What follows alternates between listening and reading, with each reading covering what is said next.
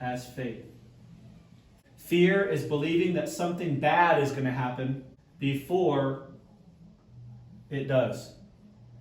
Faith is believing something good will happen before it does. Jesus said that he came to give life abundantly. In John 10,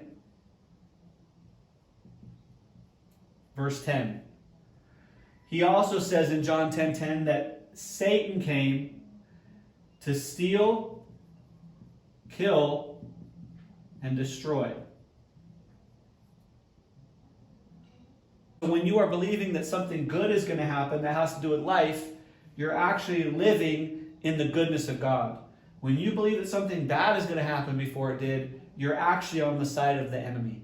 Now that we've pinpointed that fear and faith are the same thing, let's talk about your fear and what God wants us to do with it. Many, many times what we do is we try on our own strength to remove our fears. We try to discipline our lives. We try to read our Bible and pray and do all the things that we would think that spiritual disciplines would lead us into freedom. But the only way to get rid of fear is for us to confess it to the Lord and for the Lord to remove it and replace it with something. He needs to replace it with truth. Why? Because fear that's not of God is a lie. Because it comes from the side of the enemy. Now, there is fear that's good. That's godly fear. We're not talking about that. Proverbs talks about, in the very first chapter, that the fear of God is the beginning of all wisdom. But you guys know by your comments and by even being on this video with me, that this type of fear, the fear that controls your life, is a lie. And so, Jesus only works in truth. God only works in truth. So he wants us to speak the truth about this fear so that he can replace it. So he can tell us the truth. All right, so you ready? Here are the simple steps you're going to take, the exercise that you're going to do today to practice hearing God in truth. All right? What you're going to do, step 1. You are going to come to the root of the fear. Is it the fear of lacking money? Is it the fear of my spouse not loving me? Is it the fear of I'm not good enough in my job? You need to get down to the simplicity of what that fear is and confess it to the Lord. Father, I'm afraid of not having enough money. All right? Now that seems like, this is an example. I'm afraid of not having enough money. All right? It seems like that's the actual fear. But what I want you to do is I want you to sit quiet with the Lord and really ask God, is that the root of the fear? Is me not having money really the root of the fear? And then what I want you to do is ask the Lord, what else is there? Chances are it's not the lack of money. It's actually your fear is you're afraid that God won't provide. You're afraid that God doesn't want you to have money. That's the fear. And that's what needs to be confessed. So once you discover what it is, right, you need to make some type of an I am statement to God. I am afraid of what? I am afraid you won't provide. I'm afraid you can't provide. Whatever it is, but you need to speak the truth. That's step 2. Now, once you've gotten to this, which really shouldn't take you that long because you're already amped up and motivated right now to be able to figure out what's hindering you from growing in faith and hearing God. When you've gotten through this little step, the third step is the most crucial step for this video. You need to ask God a question. You're going to ask God quietly this question. Have your pen and your note and your journal ready for the answer. It's important that you write these things down when he speaks to you, because it shows value, and what you value, he gives you more of.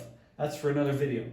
The third step is you need to ask God a question. Ask God this question. You're going to ask him, what do you want me to know about this fear in my life? When you get down to you have got the root of it, even connected to him. God, I'm afraid you don't want to provide for me. I'm afraid you can't provide for me. I'm afraid you don't want to have me have money.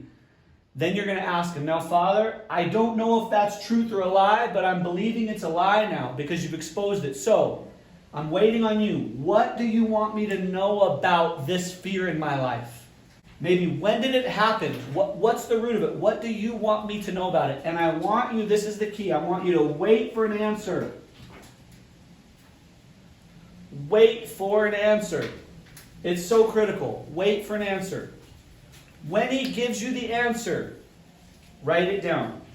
All right? When he gives you this answer, your final step is to write it down. Write it down.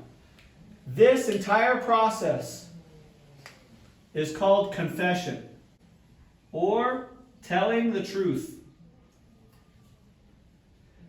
Now notice, this fear may not be sin. It may not be something in your life that's a sinful thing. So when we talk about confession, sometimes we think, oh man, I have to confess my sins. Yes, but that's not what confession is. Confession is telling the truth. You just need to tell them the truth. Because that doubting, that fear, is what's causing your faith to subside and for you to not hear. Because at the root, we're doubting God. Make sense? All right, ready? Go do that.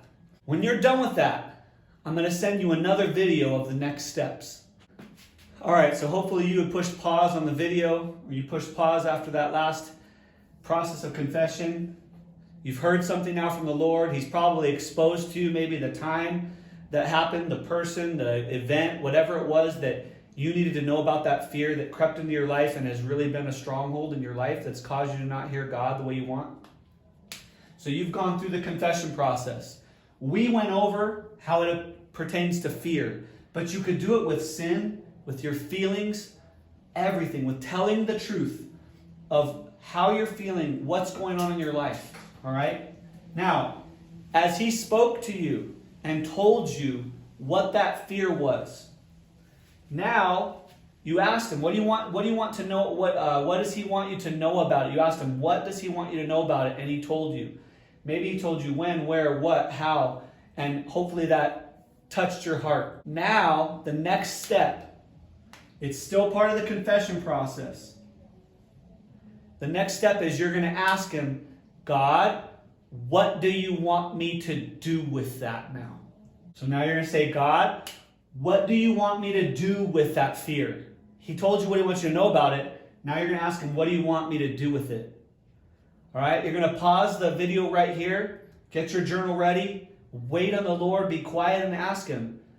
Start with gratitude. Father, thank you for showing me what you wanted me to know about that fear. Now I'm asking you what you want me to do with it. What do you want me to do with that fear? Pause the video and do that. All right, did you do it? Did he show you what to do with it? What I've found is many, many times he tells you to get rid of it. I would love to hear testimonies of how he told you to get rid of it or what he told you to do with it. God doesn't want you to have fear in your life. He wants you to have fear of him, and not fear of him coming to you, fear of you being distant from him. Godly fear is the beginning of all wisdom, and that means that when we don't have godly fear, we're distant from him. But when we have godly fear, we're afraid of being distant from him, which means that the lie that we're carrying with fear is that we're distant from God, but that's a deception. We actually have godly fear because we're desiring to be close to him and to hear him. But the wrong fear is stopping us. Jesus talks about it in the parable of the sower. In the third soil, he talks about the things of this world that choke out the fruit, causing the tree not to be fruitful, like power, money, just the cares of this world is the way they talk about it. Step 3 now. Now you know what to know about it and what he wanted you to get rid of it. Hopefully you were obedient and did that. If you didn't, then go do it. Go do what God said. Did he tell you to throw it away? Did he tell you to write it on a piece of paper and burn it? What did he tell you to do with that fear? Go do that. Go be obedient and follow through. Once you've done that and followed through, we can enter into the most important step for you living in freedom and your faith growing. And that is repentance. What, Ian? Repentance? I thought repentance was that when you tell them you're sorry about doing something wrong or whatever. Yes and no. Repentance means changing your mindset. He just told you that your mindset was wrong, that you were fearing he wouldn't do something for you or take care of you in some way. He showed you about it. He showed you what to do with it. Now it's time to ask him what the truth is. Repentance means we're letting him tell us the truth so that we can shift our mind and believe him. And when we do that, that is faith. So we're going to repent now. We're going to ask God with gratitude. Thank you for telling me about that fear. Thank you for getting rid of it and identifying it and having me remove it. And I repent of that fear. I do not believe that lie anymore. But what do you want me to believe? What's the truth about what you say about this situation? With my finances, with whatever. So you ask him. This is the big question of repentance. This allows you to change your mind. See, we have to replace the thing that was emptied. Jesus talks about like this. He talks about when demons or when something of bad spirit enters a place and is kicked out, the house is swept clean, but nothing replaces it. It says that same evil comes back 7 times more. So we don't want that fear to return 7 times more. We want to let God's truth, right? We want to let God's truth replace it. And that is mind change. That's repentance. So we need to ask him, God, we want to say, God, what do you say about it, the fear, or about me? Because maybe my I am statement was, I am a fearful person, or I am an anxious person, or I am a believer that you don't provide for me. So now we're going to say, God, what do you want to say about that situation or me? We're going to wait on the Lord, pause the video, get your journal out, because this is the fun stuff. He is going to tell you the most beautiful things about what he thinks about you and his heart for you. And you are going to write it down. You're not going to forget to write it down. All right? All right, did you do it? Hopefully that completely changed your mindset and renewed your mind. We're now entering the final phase, which is transformation. It's time to be transformed by the renewing of your mind. You tested what the perfect will of God was. He told you what it was or who you are. And now you're going to receive it. You've confessed. You've now repented. What did Jesus say when he came? Repent and believe, for the kingdom of God is at hand. Romans 12:1 said, right? Renew your mind. Don't conform to the patterns of this world, whether they're good fears, good things, bad things. But test those things. Test them and find out what it is that's the good will of God for you. Now that he's told you what it is, it's time to be transformed in your mind by believing. We've confessed. We've changed our mind. Now we're going to say, in gratitude, thank you, God, for the new words over me. Thank you, God, for what you've said about this situation. I choose to believe it in Jesus' name. You choose to believe what? What he said. Not what your mind said, not what your will said, not what your emotions said, not what your flesh has been saying, what he said about you. You choose to believe and walk in that. And that is the process. All right, you did it. You walked through the process. So now you have something that you can return to. When you feel distant or like you're not hearing God, check your fear. check your fear at the door. Because the process to hearing God and walking with Him in relationship starts with this. Confess. Tell the truth to God. Confess and tell the truth. That leads to repentance and Him showing you how to change your mind, how to mind change. And once you've mind changed, you transform by choosing to believe His truth, not the facts of what's going on that's causing you to have to tell the truth.